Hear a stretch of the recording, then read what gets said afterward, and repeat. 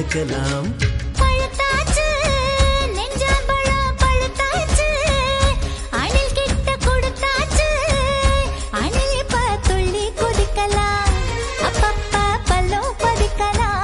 பசியையும் தூண்டிவிட்டு பந்திக்கும் வர சொல்லிட்டு இலைகளை மூடி ஓடுறியே.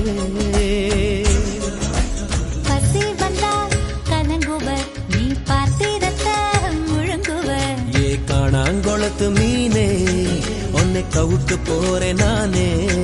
நீ சமஞ்சதம் சாமி வந்து என் காதில் சொல்லிச்சிருமானே.